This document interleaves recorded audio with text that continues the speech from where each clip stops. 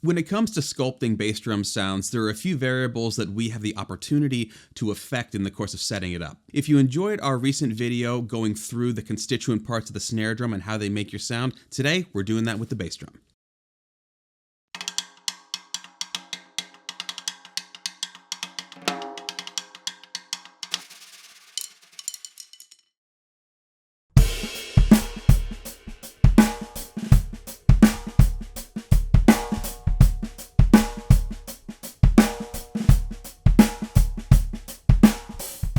We began this series that we're getting into now with the snare drum because it is the fussiest in terms of getting the sound exactly how you want it out of the rest of the kit by virtue of the snare wires and also just how wide of a tuning range we might utilize. That said, there are a lot of really great kick drum sounds out there, and there are variables that go into that get us the sound that we're looking for that have very little to do with the size of the drum, how many lugs it has, or any of that. Today, we're going to go through the same rigmarole that we did with the snare drum, starting with a bass drum with just a batter head on it, no muffling, nothing at all. Because we are doing bass drums today, it is really important that you use headphones and listen in a quiet environment so that you can hear the very, very low frequencies that we're dealing with here. And as always, no EQ, no compression, no post-production on this at all. Let's give a listen to what we're starting with here with just a batter head and nothing else.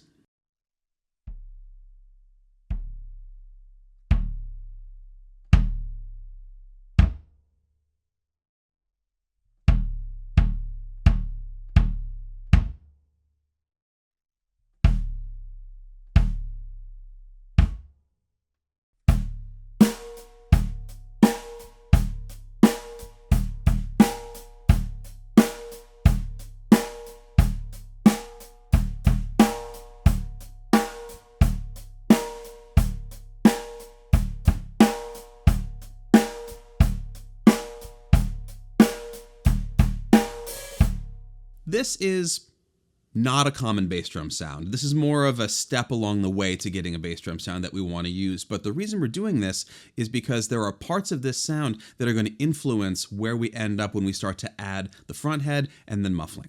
As far as it goes, this is basically a concert tom laid on its side. Not a lot of sustain, very unusual overtones going on because it is such a large drum tuned so very low. So let's move on to the next step and add a front head and see what that gets us.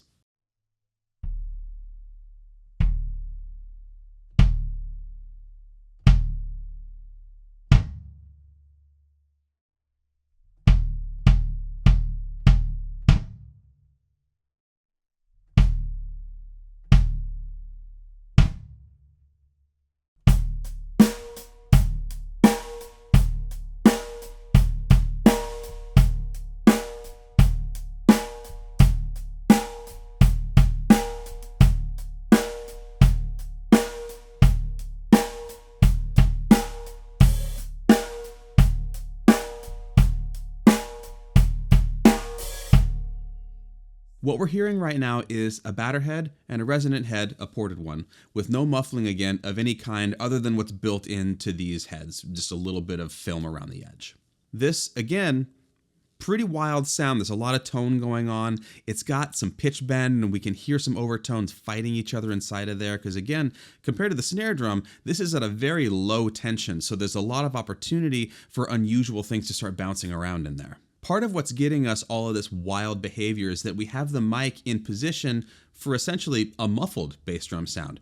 So let's take an example, move the mic away and get it out in front of the drum at maybe 12 to 14 inches away and see if that improves things.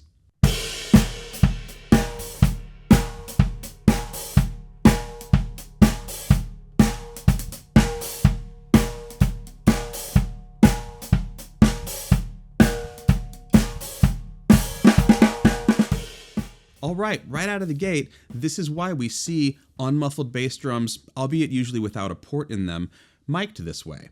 When you get out away from the drum, you get less of the reflections going on inside and less of those overtones and more of the fundamental, also with a little bit more control of a sound. Without getting too deep into the physics here, when we start to move the microphone further away, we're starting to interact with the actual wave of sound that's coming off of this drum, which is very, very long. So incremental movements away from the drum are going to get us a much more dramatic difference than if we were working, for instance, with a snare drum that has a much higher wave frequency. This is one of the reasons why sometimes in recording scenarios you'll see a tunnel built over the bass drum and out then over the microphones that are receiving it to get a different part of the wave and get more of the sound that you're looking for.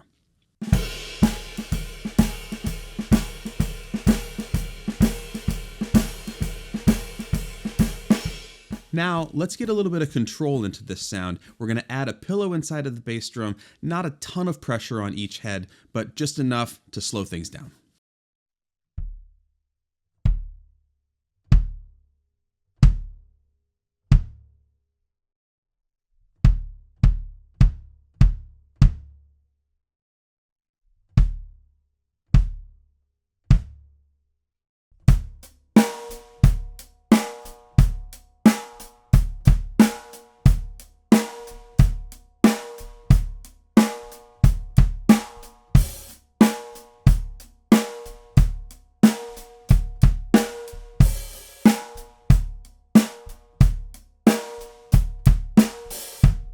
This is a very usable sound. Now, if you're listening and thinking to yourself, it's a little boomy, or I'm hearing some tone in there, we're doing that on purpose because this is a demonstration of how much or how little the muffling that you use can affect the sound when you have two heads on the drum. If I modified the orientation of the pillow to have more pressure on both heads, we could take away more of that fundamental tone that we're hearing, but since it's in there already, now we have something to work with, whereas if we weren't getting that, we wouldn't be able to put it back in.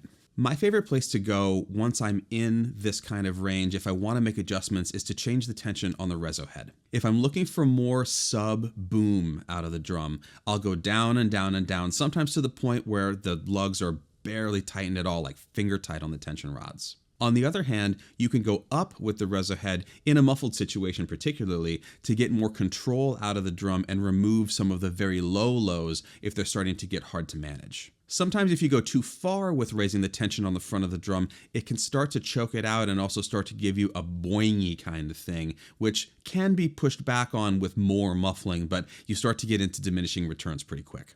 As an adjacent rule of thumb, if you're using a bass drum and you're struggling to get the sound that you're looking for out of it, beyond checking out different heads and different muffling, there are instances where different sizes of bass drums are more likely to get you what you're looking for, particularly if you lean toward a very small or a very large bass drum and are trying to go in the other direction sound-wise.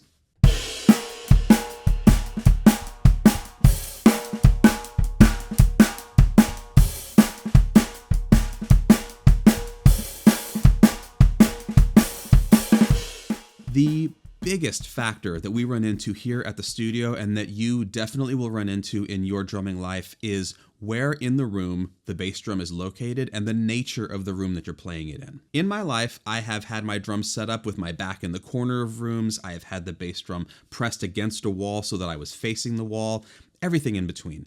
This is going to dramatically affect what you hear from the drum, regardless of how you tune it. And sometimes it will be pleasing, and sometimes it'll be really, really terrible. Sometimes it'll sound like there's no low end, and if you put your head down by the drum, suddenly there's a tremendous amount. We have to remember that the proximity to the walls, all of these things are going to affect how that drum sounds, no matter what drum it is.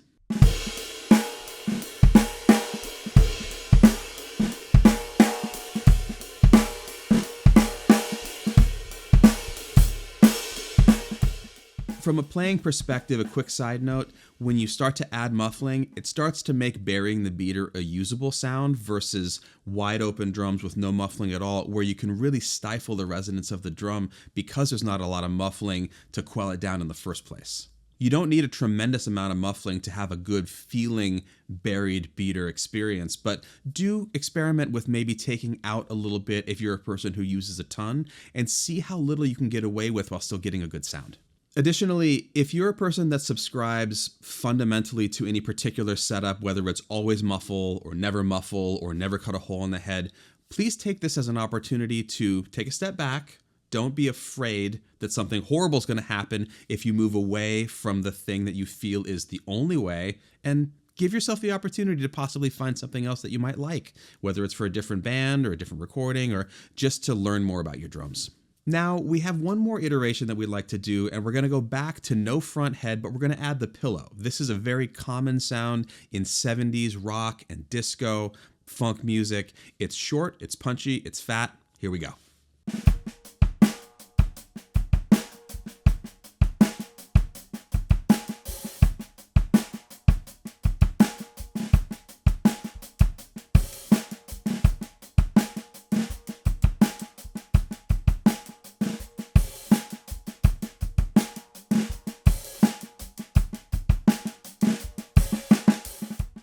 Now, for anyone out there saying, hey, that's my favorite one of those sounds, you know what? We actually said the same thing at points today, because depending on what you're looking for, you can have different favorite sounds on a different day. Today, that one actually made me really, really happy. It felt good to play. It sounds good in the mix on the computer.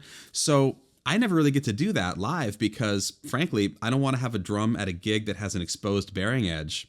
I forget sometimes that just a head and a pillow is a super great sound. If I found myself the sort of person that thought I have to have heads on both sides of the drum, or I can't ever use muffling, or felt strips are the only way, I would not get the joy of going, oh man, that sounds like some of my favorite records and that's inspiring to me. Just try it.